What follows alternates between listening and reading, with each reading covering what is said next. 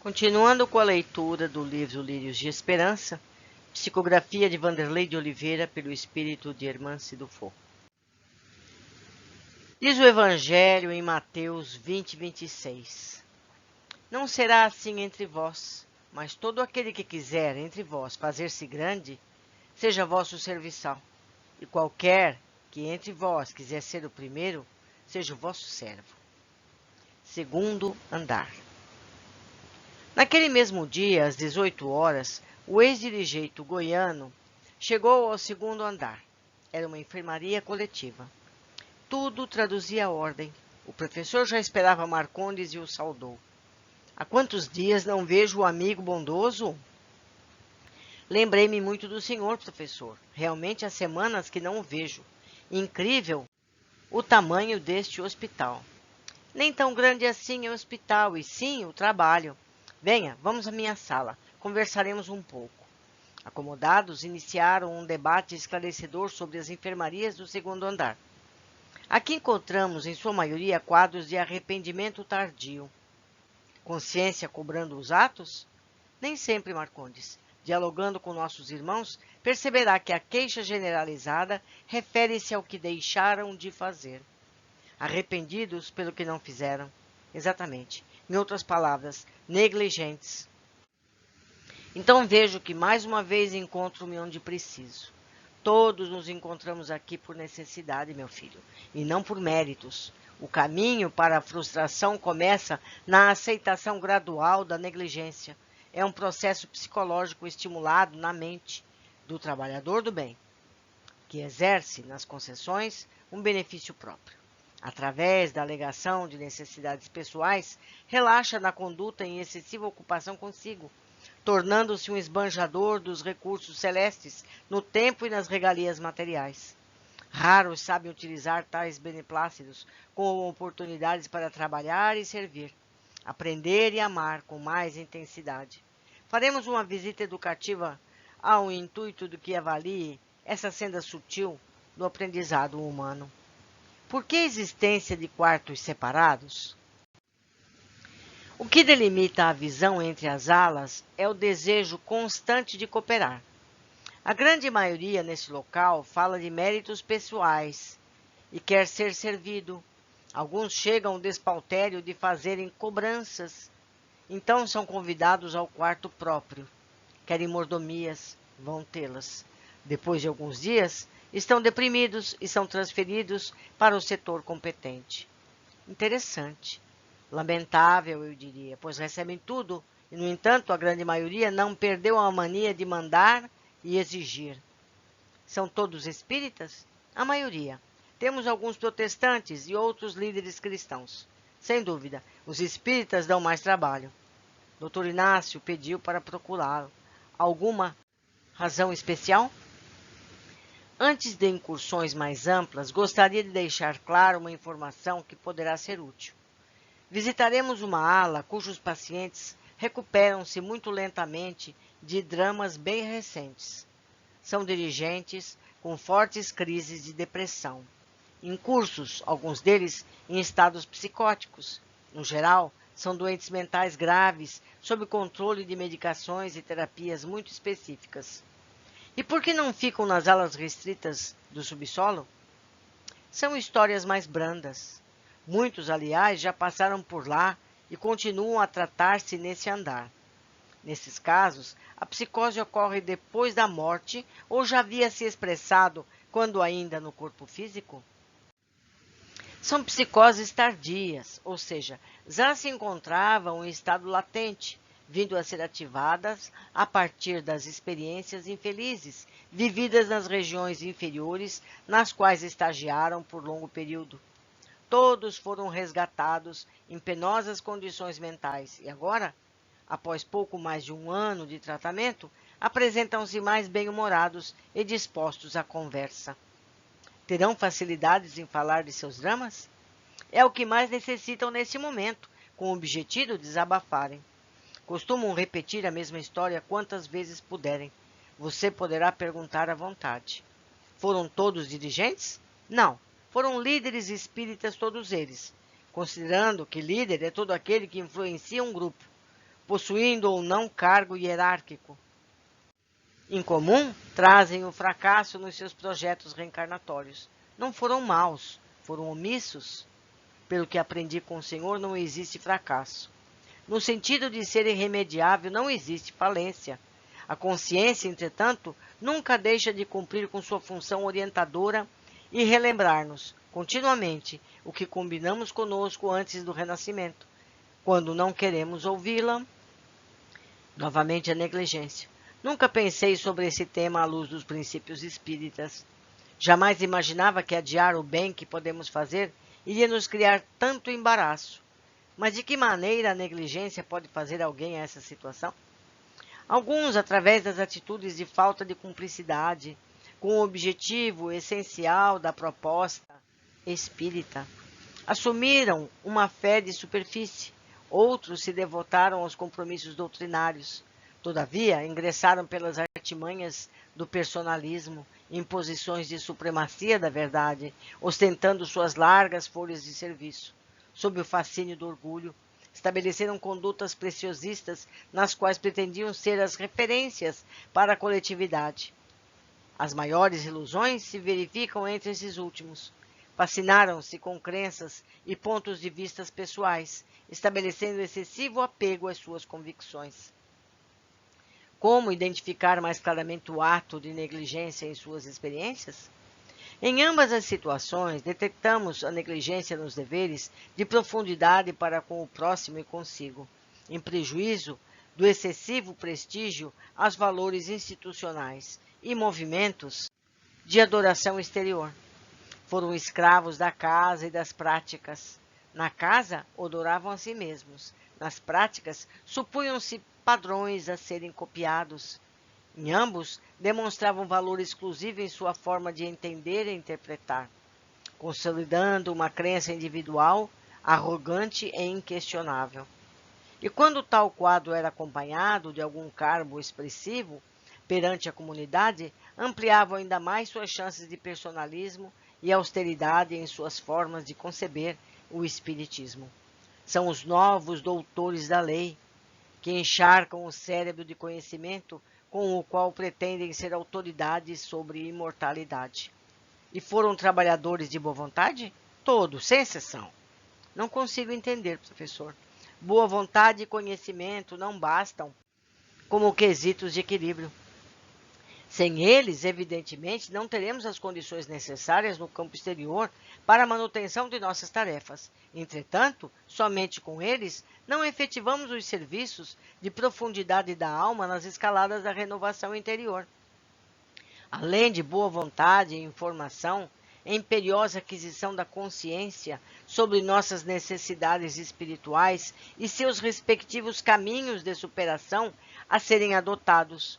Do contrário, seremos operosos no bem alheio, defendendo-nos das horas vazias e da obsessão, sem edificar na intimidade as defesas morais e as experiências indispensáveis para galgar a vitória sobre as mazelas milenares.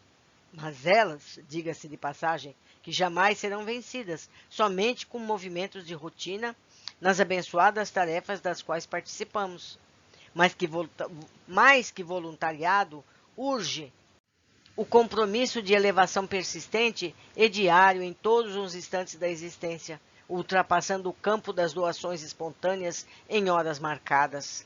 Para entender melhor, gostaria de saber se este andar inteiro é dedicado aos dirigentes.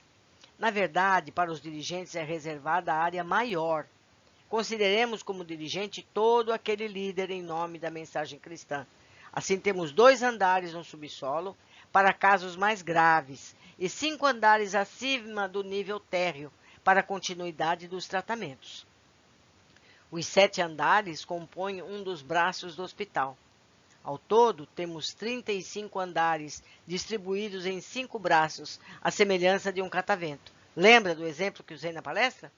Cada pá do moinho é um pavilhão visto de cima, e as bases, 2 colunas de sustentação. São os corredores de entrada e saída do hospital. No andar subsolo 2, o mais perto das vibrações terrenas, é onde o encontramos os portais. E por que um pavilhão especificamente para dirigentes? para facilitar os serviços e melhor proveito dos próprios pacientes que guardam vivências similares. Mesmo tendo fracassado em seus planos, obterão algum mérito no serviço que prestaram? Sem dúvida, o bem sempre oferece algum tipo de fruto. Trabalharam muito e não perderam seus méritos. Contudo, pelo fato de não haverem sanado suas contas com a consciência, descuidando do compromisso primordial de transformação interior, não fizeram todo o bem que podiam e deveriam. Eis a maior negligência. A referência tocou profundamente a Marcondes, que se manteve calado. O professor Cícero acrescentou: os casos aqui presentes são dos que mantiveram sempre distantes ou chegaram a distanciar-se dos deveres essenciais a que concita o Evangelho: o amor a Deus, ao próximo e a si mesmo. Foram enriquecidos pela caridade e o desejo de melhorar junto às tarefas de amor do centro espírita, de onde jamais deveriam ter se afastado completamente, após as oportunidades de promoção que foram recebendo para gerir interesses coletivos. Só tiveram tempo e atenção para assuntos e problemas atinentes a eventos, relações convenientes, cerimônias e planos de hegemonia, os quais tomaram como sendo missões a eles confiadas pelo mais alto. As explicações claras do benfeitor não deixavam dúvidas. Marcondes passou a refletir nas tarefas de amor junto ao centro espírita, no qual atuou por anos a fio na cidade goiana. Suas atividades revelavam-se agora em sua mente como um sublime avalista do relativo estado de tranquilidade e equilíbrio.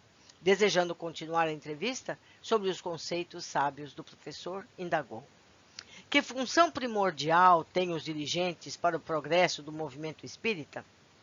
São os vanguardeiros, determinam linhas de pensamento, portanto, tornam-se referências de ação em menor ou maior escala. Quaisquer movimentos humanos que se prezem devem preparar bem os seus líderes. A função de sua participação junto às comunidades sobre a condução é de vital importância para o progresso e a ordem. Em todos os tempos da humanidade, os líderes constroem a história, esculpem rumos e definem o futuro. O movimento em torno das ideias espíritas precisa fazer algo pelos seus condutores com urgência. Embora, com toda franqueza, não tenhamos visto até então muitas manifestações. Tínhamos esperanças de que os líderes agrupados em torno do Pacto Áureo fossem sensíveis e corajosos em investimentos sólidos nesse sentido. No entanto, passado alguns anos do compromisso solene de unificação, firmado em 5 de outubro de 1949, constatamos muitas iniciativas de valor, sem prioridade na formação de mentalidades coerentes e fortes junto àqueles que, de fato, moldam o movimento espírita. O meu irmão teve vivências desagradáveis junto às direções de unificação quando na carne? Deixei o corpo físico aproximadamente um ano antes da formalização do Pacto Áureo, presenciando pruridos de hegemonia que muito me preocupavam já naquela época. Sempre fui contrário ao conceito institucional de unificação, vindo mesmo a ser severos episódios de desentendimento junto aos líderes nacionais e regionais, no intuito de operarmos no campo da coesão de almas e não de instituições. Hoje, com alguns decênios do meu retorno ao mundo espiritual, já repensei algumas iniciativas tomadas por mim, na vida física, quanto à sua forma de execução. Contudo, a essência das ideias que defendi torna-se cada dia mais necessária e urgente à seara. Que iniciativas seriam essas? Conforme assevera Jesus, o sábado foi feito para o homem, e não o homem para o sábado. Isso está em Marcos 2:27. Os dirigentes espíritas devem priorizar o quanto antes o plano físico em campanha pela humanização da seara.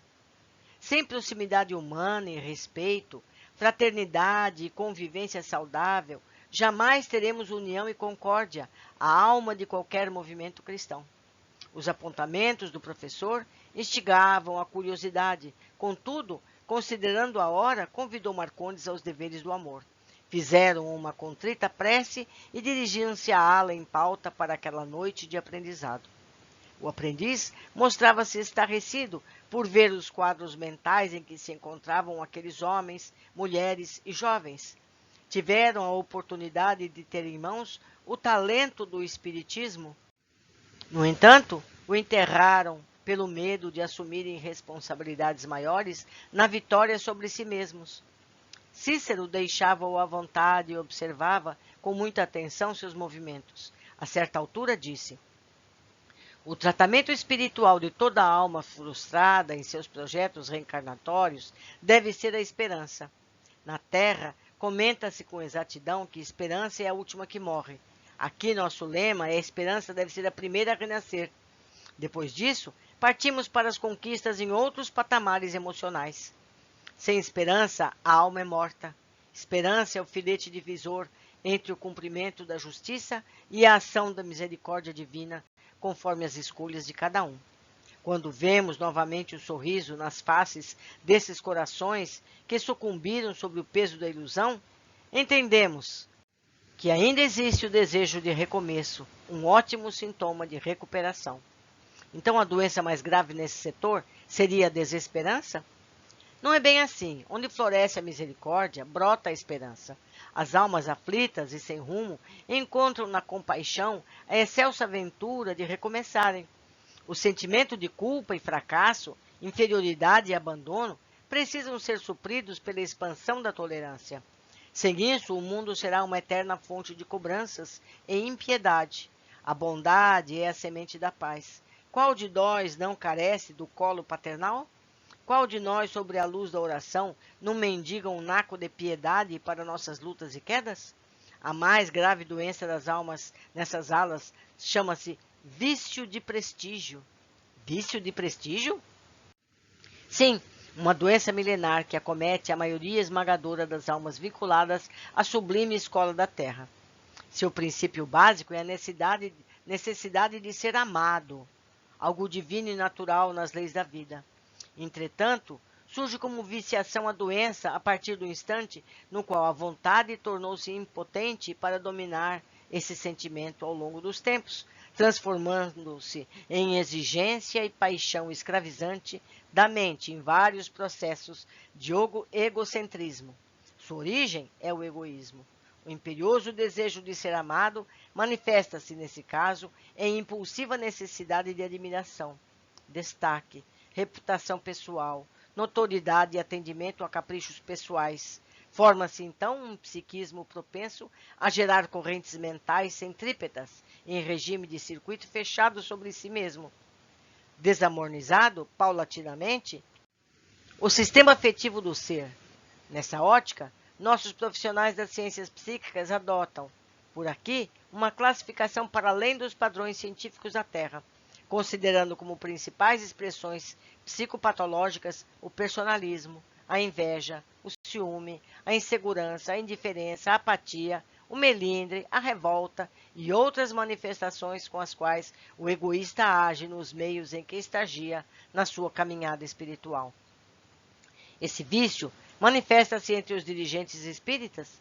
O professor apenas abriu os braços, juntou as mãos espalmadas no movimento de respeito e piedade, exclamando: veja o resultado.